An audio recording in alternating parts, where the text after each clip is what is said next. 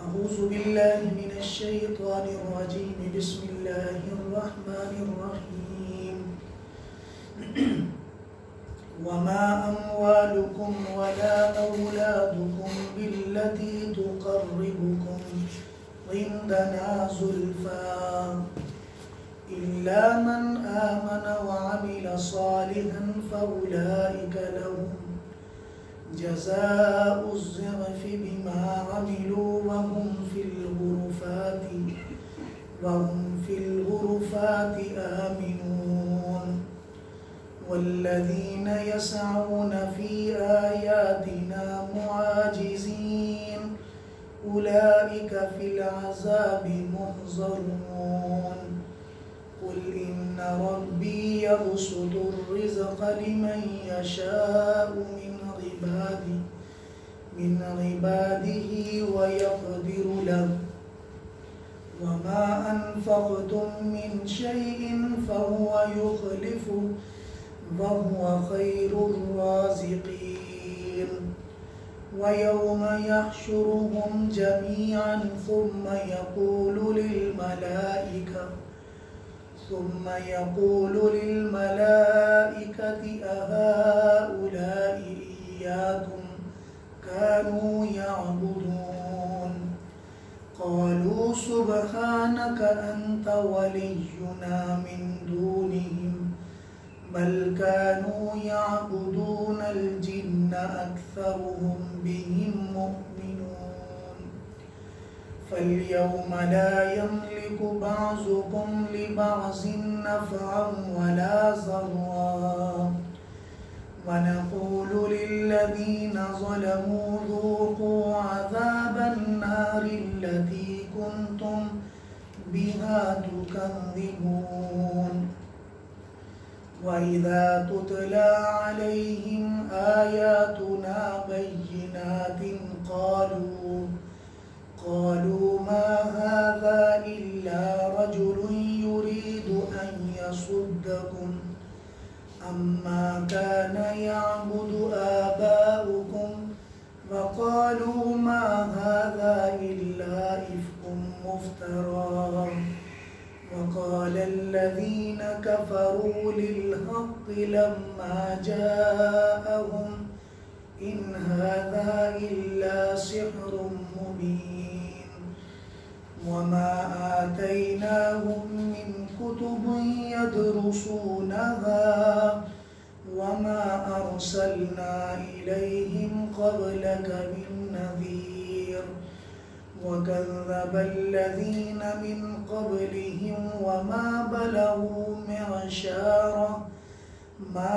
آتيناهم فكذبوا رسلي فكيف كان نكير صدق الله العظيم شو اللہ کے نام سے جو بڑا مہربان یا کرم والا ہے۔ اے لوگوں یاد رکھو تمہارے مال اور تمہاری اولاد اور وہ چیزیں جن کو تم اپنے لیے بڑا سمجھتے ہو وہ تمہیں ہمارے قریب کرنے کا ذریعہ نہیں بن سکتی ایمان کے علاوہ۔ اگر ساتھ ایمان لے آؤ وَعَمِلَ صَالِحًا نیک کام کرو اللہ کی راہ میں خرچ کرو فَأُولَئِكَ لَهُمْ جَزَاءُ الضِّعْفِ بِمَا عَمِلُوا تو اگر ایسا کرو گے ایمان لا کر تو پھر ہر چیز کا تمہیں دگنا بدلہ دیا جائے گا بِمَا عَمِلُوا جو تم عمل کرو گے وَهُمْ فِي الْغُرُفَاتِ آمِنُونَ اور وہ لوگ امن کے ساتھ جنت کے بلاخانوں میں ہوں گے کمروں میں ہوں گے وَالَّذِينَ يَسْعَوْنَ فِي آيَاتِنَا وہ لوگ جو ہماری آیات میں چھیڑ خانی کرنے کے لیے ہمیں عاجز کرنے کے لیے کوششیں کرتے ہیں اولئک فی العذاب محضرون ایسے لوگوں کو عذاب میں حاضر کیا جائے گا۔ اے نبی جی آپ فرما دیجئے میرا رب ہی رزق کو پھیلاتا ہے لمن یشاء اپنے بندوں میں سے جس کے لیے چاہتا ہے ویقدر له اور جس کے لیے چاہتا ہے تنگ کر دیتا ہے وما انفقتم من شيء اور جو تم مال اپنا خرچ کرو گے فهو يخلفه ان قریب دنیا آخرت میں تمہیں اس کا ضرور بدلہ دیا جائے گا وہ تمہارے لیے مال خلیفہ بن جائے گا وهو خیر الرازقین یاد رکھو اللہ تعالیٰ سب سے بہترین روزی دینے والے ہیں۔ وَيَوْمَ يَحْشُرُهُمْ جَمِيعًا، جس دن اللہ تعالیٰ ان کو ایک جگہ میں جمع کریں گے۔ ثُمَّ يَقُولُ لِلْمَلَائِكَةِ، پھر فرشتوں سے اللہ پاک مخاطب کر کے فرمائیں گے أَهَٰؤُلَاءِ إِيَّاكُمْ كَانُوا يَعْبُدُونَ، اے فرشتوں یہ بتاؤ کیا یہ لوگ تمہاری باتیں کرتے تھے؟ قَالُوا سُبْحَانَكَ أَنْتَ وَلِيُّنَا، وہ کہیں گے ہمارے مولا آپ ہی ہمارے ولی ہیں، آپ ہی ہمارے دوست ہیں، من دونہم، ہمیں ان سے کوئی سروکار نہیں، ہم تو ہمیشہ آپ کی عبادت کرتے تھے۔ بل کانوا یعبدون الجن، بلکہ یہ تو جنات کی عبادت کرتے تھے، شیاطین کی عبادت کرتے تھے۔ اکثرہم بہم مؤمنون، اور ان میں سے اکثر انہی کو مانا کرتے تھے، انہی پر یقین رکھا کرتے تھے۔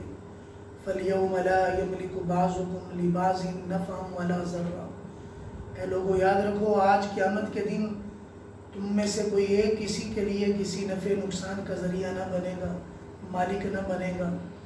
وَنَقُولُ لِلَّذِينَ ظَلَمُوا، اور ہم ظالم لوگوں کو کہیں گے مخاطب کر کے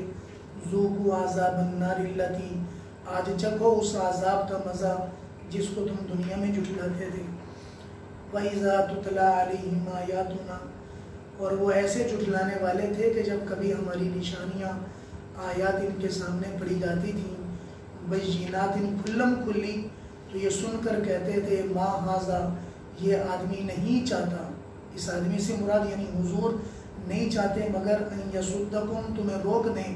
اما کان یعبد آباؤکم، ان عبادتوں سے جو تمہاری آباء و اجداد جن چیزوں کی، جن معبودوں کی بات کیا کرتے تھے۔ وقالوا، اور وہ کہنے لگے ما ھذا، یہ آدمی نہیں ہے الا افکن، مگر جھوٹ ہے، مفترا جو گھڑ کر لے کر آتا ہے۔ وقال الذین کفروا، اور کافروں نے حق کو دیکھ کر کہا لما جاءہم، جب حق ان کے پاس آیا، ان ھذا، یہ حق نہیں ہے، الا سحر مبین، یہ تو کھلم کھلا جادو ہے۔ وما آتیناہم من کتب یدرسونها، اور جو کتابیں ہم ان پر بھیجا کرتے، یدرسونها، جن کو پڑھا کرتے۔ وما ارسلنا الیہم قبلک من نذیر، اور ہم نے آپ سے پہلے بھی کئی ڈرانے والے ان کے لیے بھیجے۔ وَكَذَّبَ الَّذِينَ مِن قَبْلِهِمْ، اور ان سے پہلوں نے بھی انبیاء علیہ السلام کو جھٹلایا۔ وَمَا بَلَغُوا مِعْشَارًا، یہ مشرکین مکہ تو ان کے مال کے سامنے، ان کی عمروں کے سامنے، ان کی نعمتوں کے سامنے 10ویں حصے کے قریب بھی نہیں ہے۔ ما آتیناہم، جو نعمتیں ہم نے ان کو دی تھی۔ فَكَذَّبُوا رُسُلِي، انہوں نے ہماری رسولوں کو، ہماری عبادات کو، ہماری چیزوں کو جھٹلایا۔ تو ذرا ان کی ہسٹری پڑھ کر دیکھو، فَكَيْفَ كَانَ نَكِيرٌ، میرے انکار کرنے کا انجام کیا ہوا، آج وہ دنیا میں مٹ گیا، ختم ہو گیا۔ بس میرے عزیز دوستو، آج کے سبق میں اللہ پاک وہی کل والا مضمون میرے آپ کے سامنے واضح فرماتے ہیں کہ اگر تم صرف اکیلا مال کو جمع کرنا اور اپنی اولاد پہ فخر کرنا، حسب و نسب پہ فخر کرنا، ایمان کے بنا اگر تم یہ سب جمع کر لو، ساری دنیا بھی جمع کر لو، اور تم یہ سمجھو کہ اکیلا تمہیں یہ سارا ہمارے قریب کر دے گا، لا الہ الا اللہ تم نے نہیں پڑھا، میرے نبی کی شریعت رسالت کو نہیں پڑھا، تو میرے نبی کی شریعت کو مانے بنا کروڑوں اربوں ڈالر بھی جمع کر لو، یہ چیزیں جمع کرنا اور خیر خائیاں کرنا اور حجیں کروانا اور یہ چیزیں کروانا ایمان کے بنا ہمارے قریب کرنے کا ذریعہ نہیں بن سکتا۔ یہ چیزیں تمہیں ہمارے تب قریب کریں گی جب سب سے پہلے ہماری شریعت کو مانو گے، لا الہ الا اللہ ہمارے لیے کہو گے، ہمیں تسلیم کرو گے، پھر تو یہ تمہیں ویلفیئر کا کام کرنا، ڈونیشن کرنا، یہ سب چیزیں کرنا تمہیں نفع دے گا۔ ہاں، انسانیت کے نتیجے جو تم دنیا میں کر رہے ہو اس کا بدلہ تمہیں دنیا میں مل جائے گا۔ مثال کے طور پر اگر ایک غیر مسلم ڈونیشن کے لیے، ویلفیئر کے لیے دنیا میں کوئی چیریٹی ادارہ بنا کر کافی اربوں روپے لگا رہا ہے اور انسانیت کو فائدہ بھی ہو رہا ہے، اور اس کا بدلہ جو ہے اس کو دنیا کے اندر وافر مقدار میں دے دیا جائے، مرنے کے بعد اس کا کوئی اللہ کے ساتھ معاملہ نہیں ہے، اس کے لیے کوئی جنت نہیں ہے، نہ جنت کا وعدہ، نہ جنت کی چیزیں کچھ نہیں ہیں۔ جو بھلائیاں کی ہیں وہ بھلائیوں کا بدلہ اس کو دنیا میں اس کے لیے، اس کے خاندان کے لیے اور اس کے قریب کے لوگوں کو ضرور ملے گا، وہ دنیا میں ہی ملے گا۔ عمر رضی اللہ عنہ کے زمانے میں جب وہ کچھ قیدی مل کر آئے تو ایک بڑی خوبصورت لڑکی جو ہے ان کے سامنے جو ہے بتائے گی یہ ماشاءاللہ حسب و نسب کے اعتبار سے بڑی عالی ہے، مسلمان تو ہو چکی ہے. تو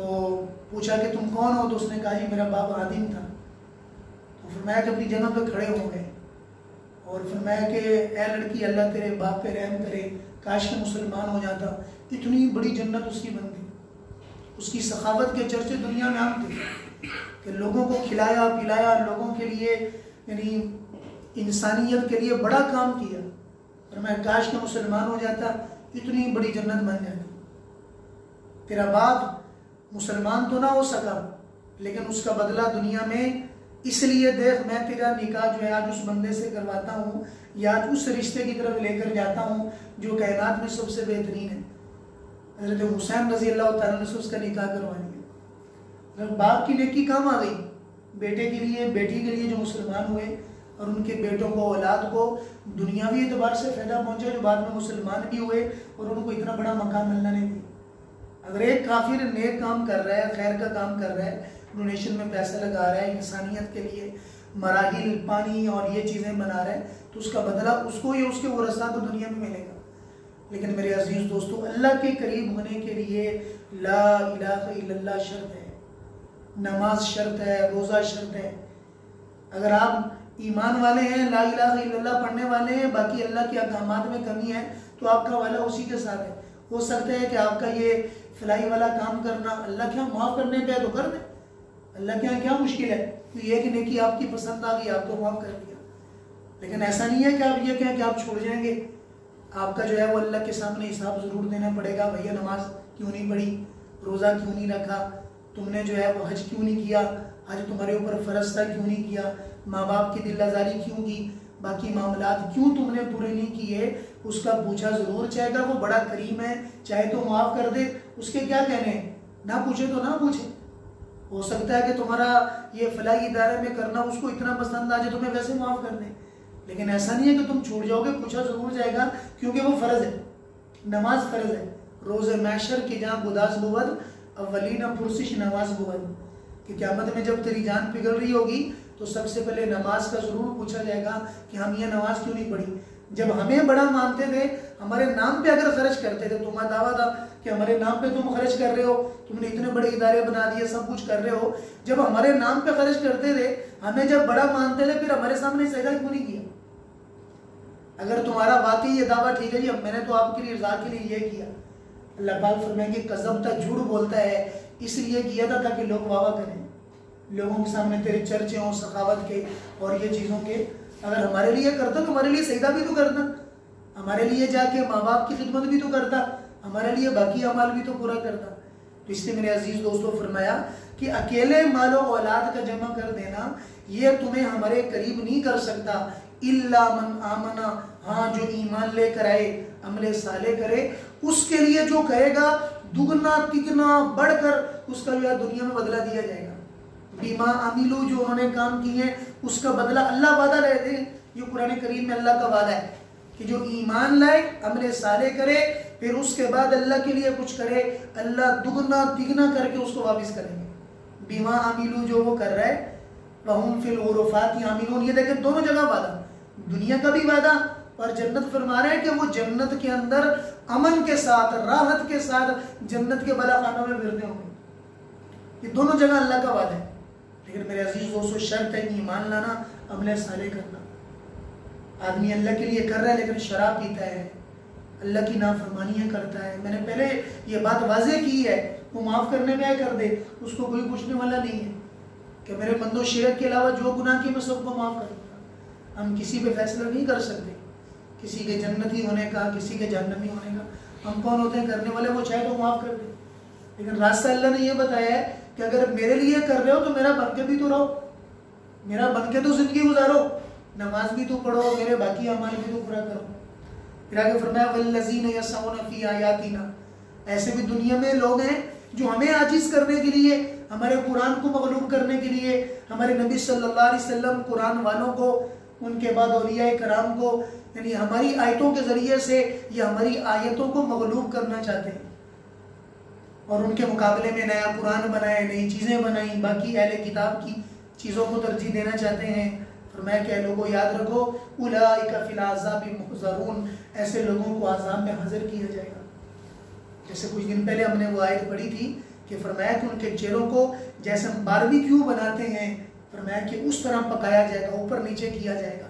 جہنم کے اوپر نیچے جیسے ہم گوشت کو بناتے ہیں اس طریقے پہ کیا جائے گا کہ تم نے ہماری کتاب کو چیلنج کیا، ہمارے قرآن کو چیلنج کیا،